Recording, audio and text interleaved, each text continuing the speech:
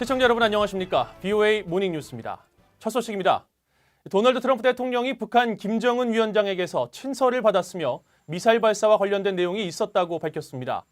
트럼프 대통령은 9일 백악관에서 기자들을 만나 어제 김정은 위원장에게 3쪽짜리 분량의 매우 아름다운 편지를 받았다면서 그는 자신이 하고 있는 것을 설명했으며 시험이 마음에 들지 않는다고 적었다고 말했습니다.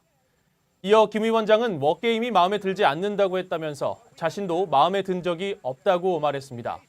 그러면서 자신과 김 위원장이 또 다른 만남을 갖게 될 것으로 생각한다고 밝혔습니다. 트럼프 대통령은 이어 최근 한일 간 갈등에 대해서는 한국과 일본이 계속 싸우고 있다면서 이는 미국의 입장을 난처하게 하기 때문에 두 나라는 사이좋게 지내야 한다고 밝혔습니다.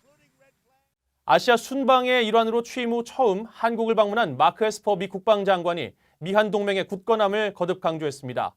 또 한일 군사보호협정은 미한일 3국 안보협력에 상당히 중요하다고 밝혔습니다. 서울에서 한상미 기자가 보도합니다. 마크 에스퍼 미국 국방장관이 9일 청와대를 찾아 문재인 대통령을 만났습니다. 에스퍼 장관은 지난 6월 말 미국 정상의 판문점 만남은 역사적 사건으로 두 나라 대화가 지속될 수 있는 여지를 만들었다면서 미국 대화가 조기에 재개되길 기대한다고 밝혔습니다. 문 대통령은 미한 동맹이 점점 공고해지고 있는 만큼 북미 비핵화 협상이 반드시 성공할 수 있도록 뒷받침해야 할 것이라고 말했습니다.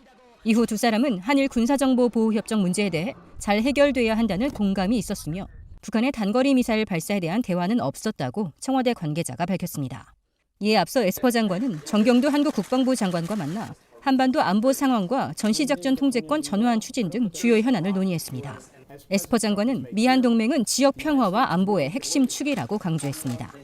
에스퍼 장관은 이어 싱가포르 공동성명에 대한 진전을 위해 북한과 외교적으로 관여할 의지가 있다고 말했습니다. 이어 유엔 안보리 제재를 단호하게 이행할 것이라고 강조했습니다. With our allies from around the region, we will remain resolute in our enforcement of the United Nations Security Council resolutions and to the North engages in complete, verifiable, irreversible denuclearization of the Korean Peninsula. 한일 군사정보보호협정에 대해선 미한일 안보 협력에 상당히 기여하고 있다고 말한 것으로 전해졌습니다. 정 장관은 한국에 대한 일본의 경제적 보복 조치를 거론하며 한일 관계와 한미일 안보 협력에 악영향을 초래하고 있다고 말한 것으로 알려졌습니다. 에스퍼 장관은 강경화 외교부 장관도 만나 미한 동맹 주요 현안에 대해 논의했습니다. 외교부 측은 에스퍼 장관이 방위비 분담금 문제를 언급하지 않았다고 밝혔습니다. 일본을 거쳐 8일 한국에 도착한 에스퍼 장관은 1박 2일간의 일정을 모두 마치고 9일 오후 출국했습니다. 서울에서 BOA 뉴스 한상미입니다. 한국의 방위비 분담금 문제와 관련해 미국 의회에서는 대체로 무리한 인상 요구에 비판적인 분위기입니다. 미 국무부는 트럼프 대통령이 방위비 분담금 문제에 대해 일관된 입장을 보여왔다면서 동맹국들이 더 많은 기여를 하길 바란다고 밝혔습니다. 이조은 기자의 보도입니다. 민주당의 애덤 스미스 하원 군사위원장은 8일 VOA에 방위비 비용 분담을 권장할 수는 있지만 대폭 증액을 강력히 요구하는 건 또 다른 문제라고 밝혔습니다.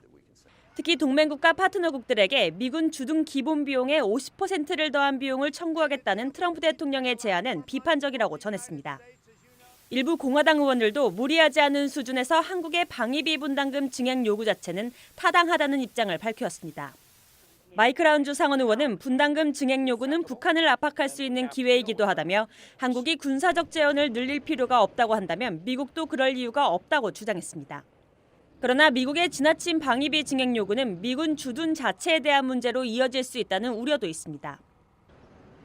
Interestingly enough, it's just for a term of 1 year, where typically it's a 5-year term. So we're going to be right back in the cycle of talking about supporting forces, the South Korean support for our forces on the peninsula. Can you talk about the significance of maintaining our force presence there? Is it critical, or can we afford to draw down? 공화당의 댄 설리번 상원 의원도 증액 필요성에 공감하면서도 주둔 비용 플러스 50과 같은 수준의 요구는 동맹국들을 멀어지게 할 위험이 있다고 여러 차례 지적해왔습니다. Yes, but if for some reason, at the end of the day, there was no agreement, we had to pull out our forces from Japan and Korea, what would be the strategic implications for the United States? Would that be a good? 수십 년간 미국의 동맹 분열을 시도해온 러시아와 중국, 북한이 반기릴이 될 것이라는 우려입니다. 이런 가운데 국무부는 한국의 방위비 분담에 관한 트럼프 대통령의 입장은 명확하다는 원론적인 입장을 내놓았습니다. He said that he wants our allies to contribute more. It's certainly a reoccurring theme. We're also, I would say that we are, here at the State Department, we're of course very appreciative of the considerable resources that South Korea has provided to support the alliance. 이런 가운데 민주당이 장악한 하원은 주한미군과 관련된 직간접적인 비용과 분담금의 상세 내역을 먼저 살펴봐야 한다는 인식이 반영된 입법 조치도 추진하고 있습니다. VOA 뉴스 이존입니다. 러시아 군용기가 지난 8일 한국 방공식별구역을 무단 침범해 한국 공군 전투기가 출격해 대응한 것으로 전해졌습니다. 8일 한반도와 일본 열도 사이를 비행하던 러시아 초계기 2대가 일본 방공식별구역을 무단 침범해 일본 항공자위대 전투기들이 긴급 발진했으며 이어 독도 동쪽과 제주도 남쪽 한국 방공식별구역도 무단 진입해 한국 공군 전투기 수대가 전술 조치 차원에서 대응 출격한 것으로 알려졌다고 한국 언론들이 한국 군 관계자들을 인용해 보도했습니다. 러시아 군용기들은 지난달 23일에도 중국 폭격기 등과 동해 상공에서 합동 비행을 하는 과정에서 한국 방공식별구역을 무단으로 침입한 바 있습니다. 국제인권단체가 탈북민 출신 북한 인권활동가들을 소개했습니다. 이들은 북한 주민들을 돕는 일을 결코 멈추지 않을 것이라면서 외부에서 인권 유린 문제를 계속 제기하면 북한 정부도 무시할 수 없을 것이라고 말했습니다. 이현철 기자가 보도합니다. 국제인권단체인 앰네스티 인터내셔널이 탈북민 출신 북한 인권 활동가인 지철호 씨와 김건우 씨를 소개하는 것을 자체 홈페이지에 실었습니다. 이 단체는 2011년 서울에서 처음 만난 두 사람이 북한에서 여전히 고통을 겪고 있는 사람들과 해외에서 피난처를 찾는 사람들을 돕겠다는 공동의 목표를 발견했다고 말했습니다. 두 사람은 현재 서울의 대북인권단체인 나우의 활동에 헌신하며 북한의 인권을 옹호하고 탈북민들을 돕고 있다고 전했습니다. 2006년 북한을 탈출한 지 씨는 서울에서는 자신의 삶이 바뀌었지만 고향인 북한에서는 여전히 많은 사람들이 고통받는다는 것을 알기 때문에 2011년 나우 설립을 도왔다고 말했습니다. 이어 서울에서 북한 인권을 알리는 거리 캠페인을 시작했고 1년 후 북한 주민 긴급 구출을 시작했다고 말했습니다.